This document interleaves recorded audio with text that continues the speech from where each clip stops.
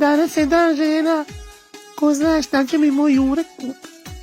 Bombonjeru, cviće, parfem, doni doručak u krevet. Jure!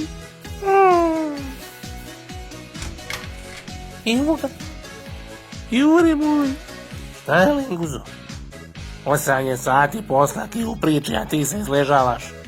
Pa danas je dan žena. Danas je dan za okopat njivu i kumpire po satu. Motka te čeka. Planirala sam sa prijateljicama na wellness.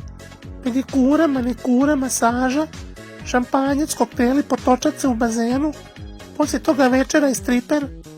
Teška su i neizvjesna vremena, ti bi se Nisam provodila. osmislila storije i sve selfie poze sa prijateljicama. Slušaj me, Dragan je bacio pivce popet. Idem do njega marendat. Dok se vratim da si okopala sve i pripremila. Ali Jure stan? Mali, već kasnim, falim 4. zakavke. Ajme ti se men na nogama stajat ne mogu, Jure, nesrećno, opet si me privarija.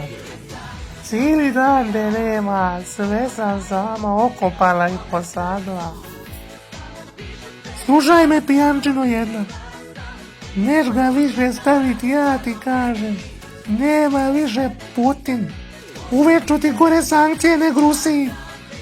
Sad ću se oprat, naklukat Andolin ide na večeru. Sajahat ću onog stripera Kižrijevca, plesat mu u krilu i očerupan kaki kokoš. Prisešće ti pivac i sve ono šta si poloka nesrećo jedna, jer ja sam žena, majka, kraljica. Studio.